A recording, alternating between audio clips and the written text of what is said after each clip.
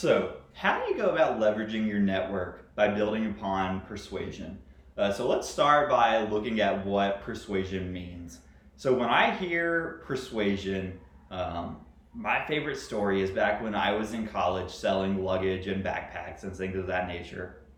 And a young girl, probably 8 or 9 years old, walked into the store with her mother, saw a backpack that she just had to have, and turned to her mother and said, Mom, that's the backpack I want. I really have to have it. And the mother just goes, We've already picked out your school bag. You don't need another.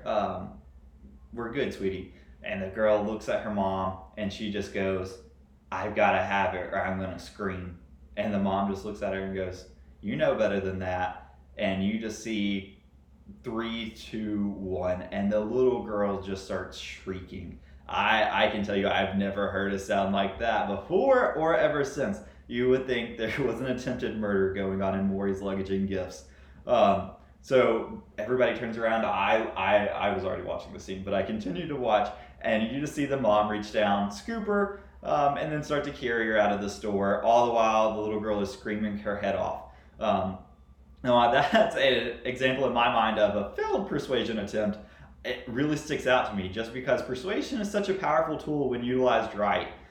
So when you're sort of breaking down what persuasion looks like, persuasion simply means the act of persuading someone. And when you're looking at what persuading is defined by Merriam's dictionary as a verb meaning to move by argument, entreaty, or expostulation to a belief, position, or course of action. So simply having someone at point A when you're needing them to be at point B and what you're going to do to get them there. What I think is so important is sort of do a deep dive into what persuasion is. It's because you can utilize it for so many things, particularly persuasion in correlation with network building, maintenance, just general perception of what a network is. They go hand in hand. So when you're looking at your network as being a collection of peers, bosses, family, friends that you're interacting with on a frequent to infrequent basis, but that you know of, that you've had working relationships or some type of interaction with, you're able to better leverage that network or for what you need to do in your day-to-day lives, whether that is working on a major project at work or simply asking for home advice or you're needing a recommendation for a new landscaping business, things of that nature. You're able to use persuasion to leverage that network to a greater extent.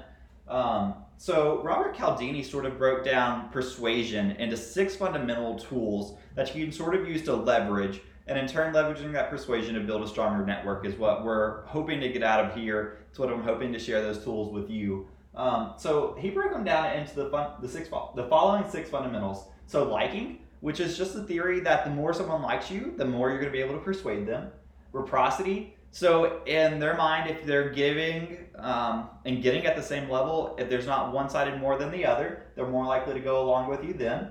Social proof, so if they see you interacting with peers and those peers are doing something, they're more likely to follow that line of thought. Consistency, so in your past dealings with them, they've seen you do the same thing over and over again when faced with similar obstacles. Authority, so they have reason to believe what you're saying, what you're doing is coming from a place of knowledge. And then scarcity, which is just this theory that we're more motivated by the potential of loss than we are potential of gain. So if we think there's a potential that we'll lose $1,000 versus the potential benefit of gaining 1,000, we're more likely to take the actions that will negate that potential loss. So keeping these in mind, you're really able to sort of use them to build your stronger network. So if you know it's someone that you're going to need to persuade frequently, like a boss at work, by looking at liking, so looking at similarity and praises, if you're able to find that commonality, just build those daily interactions that you're having, taking advantage of those to build that trust, to build that relationship. You're going to be able to leverage it, maybe not more often, but when you are, it's going to be more successful. Reciprocity, so if they see where time and time again that you're offering things, but you're also giving, they're more likely to do it. So it's, I trust Tyler to do this, so if he's asking me for this favor, I know he's going to give me something in return. Social proof, so it's utilizing what you know of the social situation to take advantage of that. So if you're trying to get someone to buy tickets to your daughter's raffle, and you mentioned that, the rest of your team bought some, but you were out the other day and I just wanted to circle back to you. Just leveraging that knowledge that you have. Consistency. So that's one of the easiest things that you can work on as a person. And it's important that you follow up on this before and after. And that you're just doing what you say you're going to do. You're always following through. You're setting yourself to a standard and keeping it. And that just becomes a base level that they associate with you, which is going to build that trust, which in turn is going to allow you to leverage it to a better extent later on. Authority. So it's important to note that you can't just assume someone knows your authority. You could be an external hire and you know they send out a people memo saying this person did this, this, and this, they have this degrees. But you just can't go on the assumption that they're going to know really what that means. You've got to find a way to work in your authority. And you can use it with these other things by like finding similarities, mentioning that you have the same degree, your same background, or that you've worked on similar projects is a great way to leverage what you're working with, and utilizing that to build that strength. So it sort of goes hands in hands with consistency, and that you know what you're doing, you've done it before, you're going to do it again in their mind.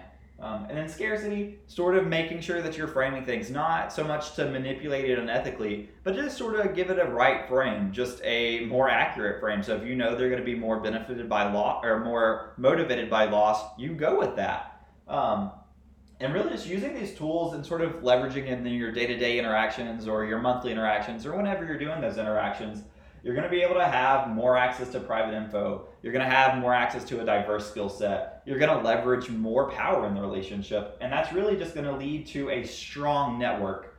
And with that network, it's just going to be key to your daily interactions. So I truly believe that by leveraging these, you're looking at a better future.